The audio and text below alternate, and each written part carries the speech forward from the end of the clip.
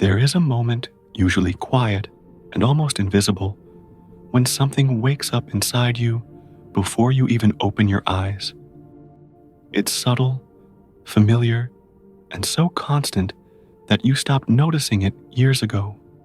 It's the sense of me, the faint contraction that whispers, "I am here." What most people never realize is that this tiny spark, this almost weightless sense of identity, is the single thread holding the entire ego together. Ramana Maharshi said that if you truly see this thought, not intellectually, but directly, the ego cannot survive, not for an instant, because the ego's existence depends entirely on your unconscious loyalty to this one thought, the I thought. Pause with me for a moment. You've meditated. You've sat in silence. You've followed teachers, read books, practiced techniques, and tried again and again to quiet the noise inside your mind. You've searched for peace with sincerity, hoping that one day, after enough discipline or insight, something would finally click into place. And yet, the agitation keeps returning. The sense of separation comes back. The internal noise finds its way in again. No matter how much you learn or how deeply you practice, this isn't failure. This is the nature of the trap. Because, as Ramana so clearly revealed, you've been trying to fix the surface without ever looking at the root. And the root is astonishingly simple. The ego is not created by thousands of thoughts. It is upheld by one single thought that appears first, and everything else grows out of it. Let's walk into that together. The spiritual seeker often becomes the most sophisticated version of the ego. You start meditating, so the ego becomes the one who meditates. You study scriptures, so the ego becomes the one who knows. You dedicate yourself to the path, and the ego becomes the one who is spiritual, the one who practices more seriously than others, the one who wants liberation. The ego puts on a new costume, one that looks pure, humble, devoted, but the core intention is always the same: survival. This is why you can spend years collecting knowledge, improving your behavior, managing thoughts, and polishing your spiritual identity, and still wake up feeling like something fundamental hasn't shifted. Because the seeker, this spiritual version of me, is still the ego, only more subtle and more convincing. Ramana called this the final and most deceptive disguise of the ego. Ramana Maharshi taught that the very first thought to arise in the mind is the thought, I. Before the mind remembers anything, before the story of your life comes back online, before you recall what you need to do today, a very small but powerful sensation emerges. I am.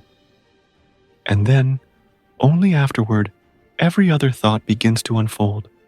I am angry. I need peace. I'm not doing enough. I want to be loved. I should improve spiritually.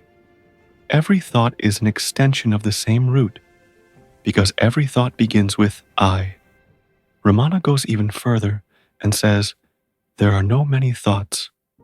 There is only one, the thought I. All others arise afterward. This changes everything. It means the problem is not your fear, not your anxiety, not your desires, not your doubts, not your past. The problem is the thinker, the sense of me behind every thought.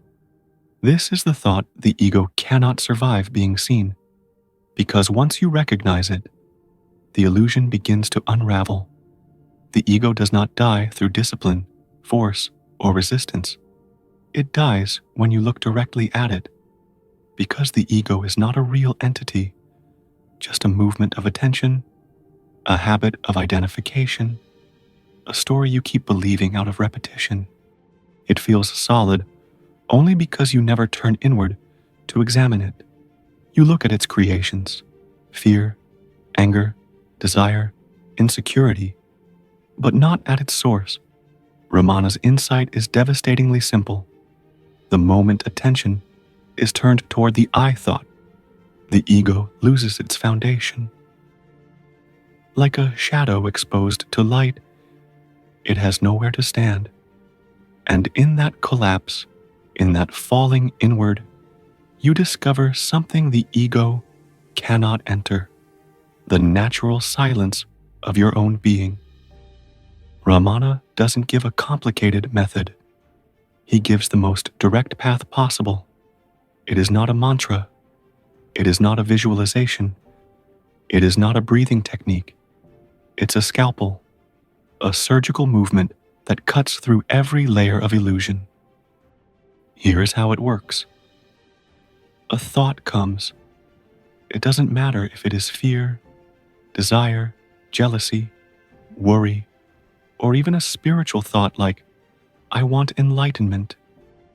Instead of following it, instead of analyzing it, instead of resisting it, you ask, to whom did this thought arise? And immediately, the answer appears, to me. Then Ramana says, now look directly at that sense of me and ask, who am I? This is not philosophy. This is not mental analysis.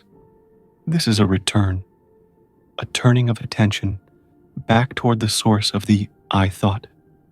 And in that turning, something unexpected happens. The mind cannot find the one who is thinking. It searches for the I, but the I is not an object, not a form, not a location, not a solid identity. The thought collapses back into silence, and the ego loses its footing. This is why who am I is the only question the ego cannot survive. When you begin this inquiry, the mind will fight. It will throw thoughts at you with intensity. Some distracting, some emotional, some urgent, some spiritual. This is not a failure. This is the ego's survival instinct. Ramana warned that the ego will rise again and again, but with every inquiry, it loses strength. Each time a thought appears, and you ask, to whom did this thought come? And then, who am I? You are cutting through the root system, not trimming the leaves, not cleaning the branches, cutting the root. If you persist, gently, steadily, sincerely, the I thought becomes thinner, weaker, less convincing, until one day it dissolves in an instant, like a drop returning to the ocean. When the I thought fades, it doesn't leave a void. It leaves a silence so alive that it almost hums. A silence that isn't the absence of sound, but the absence of the separate self. A silence so vast, it feels like stepping out into a sky that has always been there, waiting behind the clouds. This is the silence Ramana called the highest form of grace. The silence in which the ego cannot enter, and the true self begins to reveal itself, not as an idea, not as an experience, but as the very nature of awareness. If the ego dissolves, what is left? Not a blankness, not nothingness. What remains is presence, pure being, the effortless sense of I am, not the personal I am this or that, but the fundamental awareness that existed before the first thought ever appeared. This is consciousness itself, unconfined, unchanging, naturally at peace. It is the ground of your being, the silent witness behind every moment of your life, and it has always been here. You were simply distracted by the noise of the I thought. At the end of all teachings, after all the scriptures, after all the practices, Ramana distilled the entire path into two simple words: be still. Not as a command, but as an invitation. Be still inwardly. Stop chasing. Stop fixing. Stop improving. Stop trying to get rid of the ego. Stop trying to become awakened. Just be.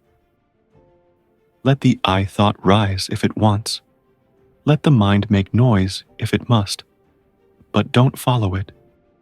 Stay where you are. Stay as the silence behind it.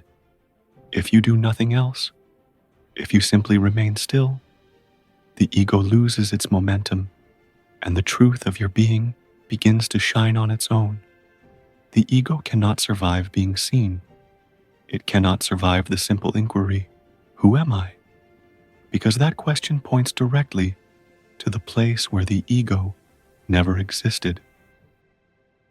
If something inside you recognized that silence as we moved through this together, trust it. It's not a thought. It's not an idea. It's recognition. If this message opened even a small doorway in you, continue walking with me.